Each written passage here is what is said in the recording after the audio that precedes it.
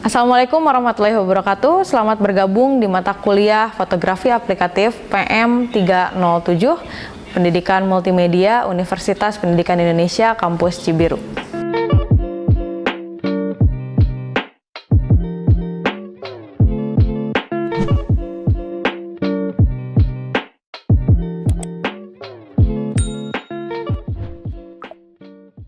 Hari ini saya akan menjelaskan bagaimana pengaturan tentang lighting ratio atau perbandingan antara jatuhnya cahaya ke objek. Bagaimana objek dan cahaya itu saling bertemu dan memiliki cahaya yang berbeda-beda. Apakah cahaya itu menghasilkan cahaya yang terang ketika objek didekatkan dengan background ataupun menghasilkan cahaya yang gelap ketika dijauhkan oleh background. Oke, kita akan memahami itu setelah kita melakukan praktek. Halo, kita akan praktek tentang lighting ratio yang sudah seperti saya jelaskan tadi. Di sini ada objek, di sini benang makrame, saya gunakan warna merah dan kuning. Objek sini akan saya letakkan cukup jauh dari background dan kita akan menggunakan jenis standar reflektor saja. Hanya menggunakan standar reflektor saja.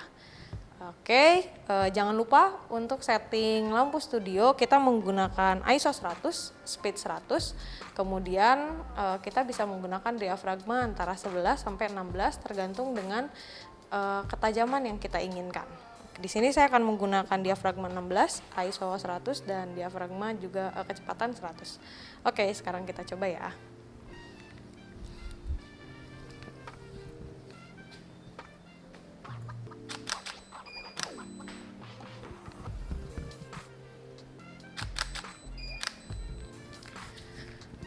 Oke, seperti ini hasilnya.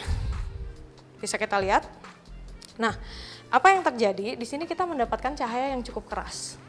Cahayanya sangat keras sekali. Itu dihasilkan dari standar reflektor ini.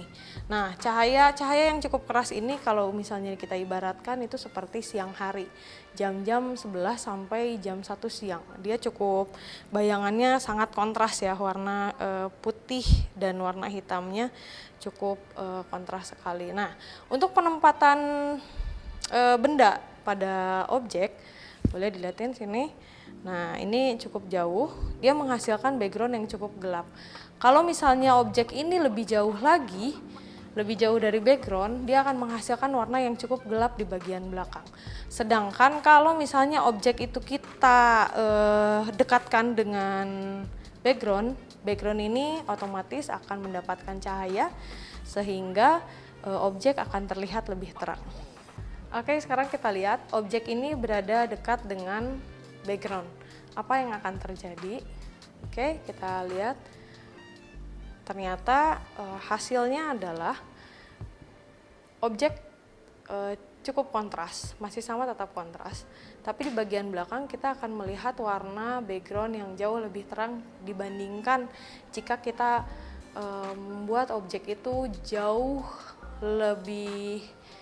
dari background itu sendiri. Oke. Ini kita hanya menggunakan standar reflektor. Apa yang terjadi ketika kita menggunakan bantuan bandor? Oke, kita lihat di sini.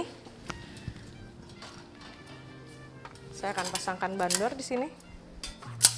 Ini teman-teman yang disebut dengan bandor. Ini disebut dengan honeycomb. Ini honeycomb. Kenapa disebut honeycomb? Karena rongga-rongga ini mirip seperti rumah lebah, makanya disebut honeycomb. Nah, ini bandor, jadi dia bisa dibuka tutup. Oke, kita sangkutkan dan kita pasang di sini.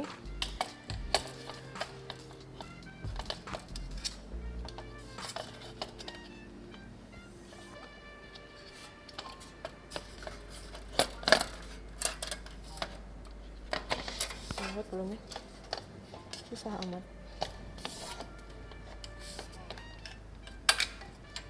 Oke, ini sudah terpasang. Nah, bandor ini bisa diatur buka tutupnya. Bisa diatur buka tutupnya, apakah kita membutuhkan cahaya yang banyak atau membutuhkan cahaya yang sedikit. Kalau misalnya kita membutuhkan cahaya yang banyak dari lighting ini, kita membuka si pintu bandor ini. Tapi kalau misalnya kita hanya membutuhkan cahaya yang lebih sedikit, kita bisa menutup bandor ini sesuai dengan kebutuhan kita ketika memotret. Apakah membutuhkan cahaya lebih banyak ke bawah, ke atas, ke samping kanan, atau samping kiri. Oke, sekarang saya mencoba mengambil cahaya yang lebih sedikit. Untuk settingan di bagian belakang, untuk settingan power lighting, saya menggunakan power yang tidak cukup besar. Kalau teman-teman ingat, ini adalah cara perhitungan f-stop. Maaf, ini terbalik. Masih sama, power yang paling besar adalah, kalau misalnya kalian ingat, 1/1 adalah cahaya yang paling kuat. Dan 1/28 di angka minimal ini cahayanya cukup sedikit. Jadi angka yang besar itu mempunyai cahaya yang sedikit. Kalau misalnya angkanya lebih kecil, cahayanya lebih besar. Oke, kita menggunakan cahaya 1/128 atau 1/64 juga cukup. Oke, saya setting seperti ini. Yuk kita coba apa yang akan terjadi, perbedaan apa yang akan terlihat.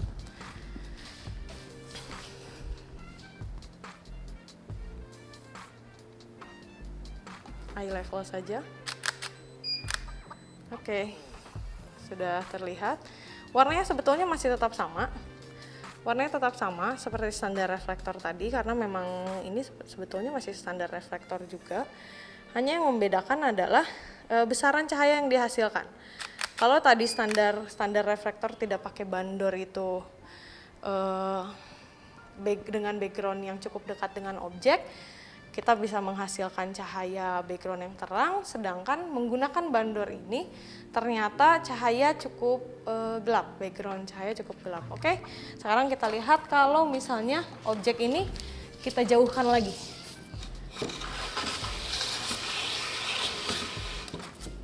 Jauhkan lagi.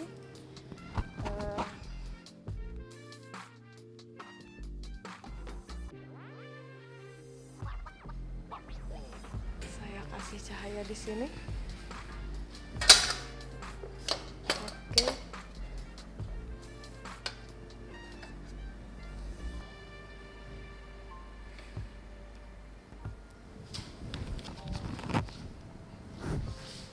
Oke, kita lihat yang akan terjadi, dan warnanya sangat gelap sekali, background sangat gelap sekali. Oke, cahaya masih tetap kontras, seperti terlihat lebih dramatis gitu. Oke, ini karena karakter siang hari jadi seperti ini.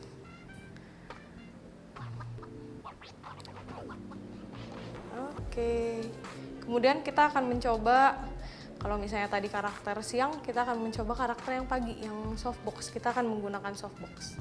Bagaimana kalau misalnya kita menggunakan softbox? Kita lihat ya. Oke, sekarang kita sudah mengganti lampu ini dengan aksesoris softbox. Kita bisa lihat softbox ini cukup besar. Dia pasti akan berpengaruh ke cahaya yang dihasilkan, penyebaran cahaya yang dihasilkan. Dan karakter dari softbox ini adalah bayangan yang cukup lembut. Kalau misalnya diibaratkan matahari itu seperti matahari pagi ataupun sore. Oke, kita lihat pengambilannya. Di sini saya pakai manual ya, semuanya pakai manual ya. Tidak ada pakai auto. Nah, oke, kita bisa lihat perbedaannya. Tidak ada cahaya yang terlalu kontras, bayangannya pun lebih lembut, dan background terlihat lebih putih.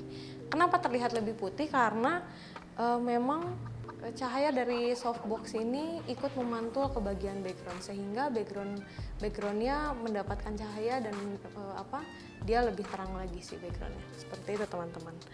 Kalau misalnya objek ini dimundurkan lagi ke belakang atau lebih dekat dengan objek, sudah jelas pasti dia akan jauh lebih terang. Seperti itu. Oke, beginilah penjelasan tentang lighting ratio. Oh ya, saya mau memberitahu kenapa saya menggunakan flash eksternal ini.